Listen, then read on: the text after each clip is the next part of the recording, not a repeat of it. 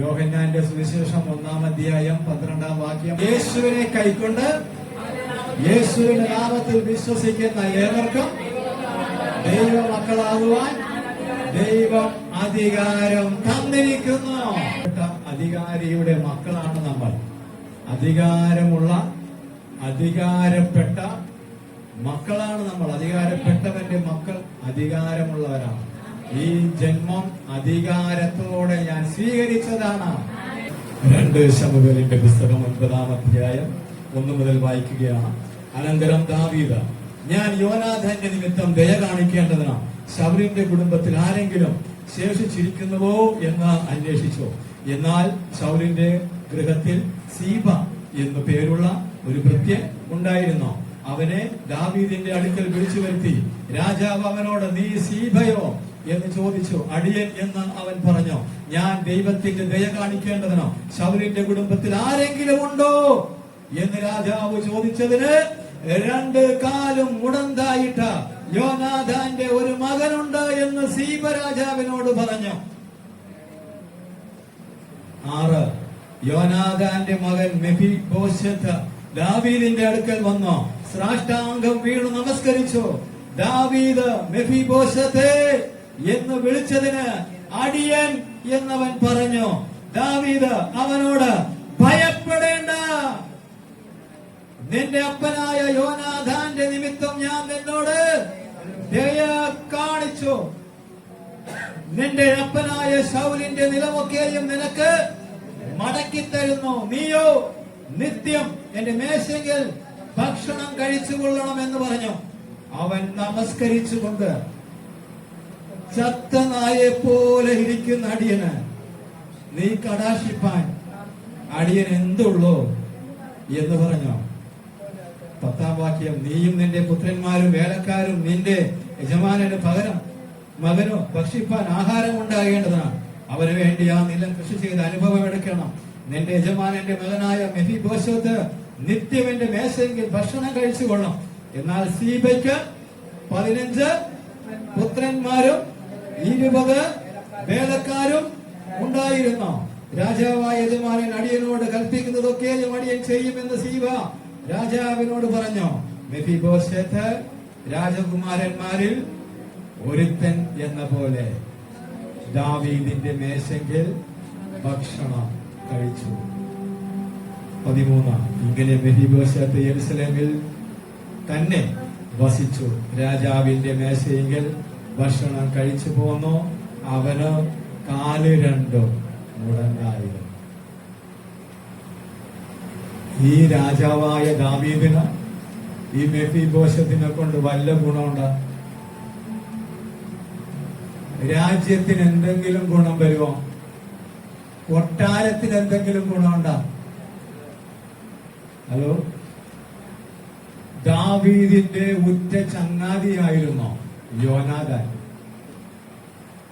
ഒറ്റ അഡ്രസ്, യോനാഥാന്റെ മകൻ എന്ന ഒറ്റ അഡ്രസ്. ദാവീദ് പറഞ്ഞു, ഞാൻ ദയ കാണിക്കേണ്ടത്. ദാവീദിന് ദയ ലഭിച്ചതാണ്. അപ്പൊ ദാവീദിന് എന്തുണ്ട്? ദയയുണ്ട്. ദാവീദ് പുൽപ്പുറങ്ങളിൽ കിടന്നവൻ. ദൈവം അവനോട് ദയ കാണിച്ചു, കരുണ കാണിച്ചു. അവനെ കൊണ്ടുവന്നത് രാജ്യത്തിന്റെ കൊട്ടാരത്തിന്റെ തലവനാക്കി, രാജ്യത്തിന്റെ തലവനാക്കി കൊട്ടാരത്തിൽ വസിച്ചു. മാത്രമല്ല, ആര് ചെന്നാലും ദൈവാലയത്തിന്റെ അകത്തളത്തിലേക്ക് കയറാൻ മടിച്ച ദൈവത്തിന്റെ പെട്ടകം, ആർക്കും അനുവാദമില്ലാതെ, കാണാൻ പോലും അനുവാദമില്ലാത്ത ദൈവത്തിന്റെ പെട്ടകം ഇവന് നിത്യം കാണുമാറ് അടുത്തു വരുത്തി. അപ്പൊ അവൻ ചോദിക്കണേ, ഞാനും എന്റെ കുടുംബവും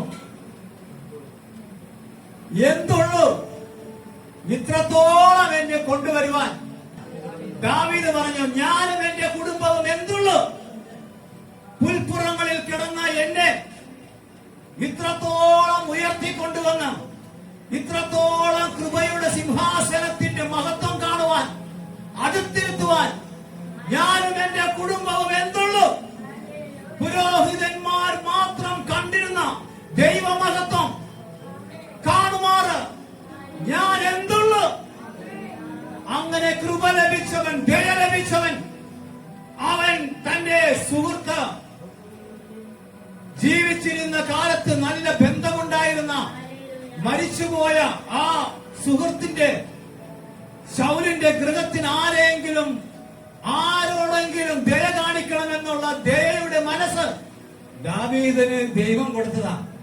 ദാവീദിന് ദയ ലഭിച്ചത് കൊണ്ട് മെഫീബോശത്ത് എന്ന് 2 കാലം സ്വാധീനമില്ലാത്തവനോട് ദയ കാണിക്കാൻ നല്ലപോലെ തന്റെ സ്വന്തം മേശ, മനോഹരമായ മേശയിൽ പങ്കിരുത്തി അവരെ മാനിച്ചു. ഒരു ഗുണവുമില്ല 2 കാലം.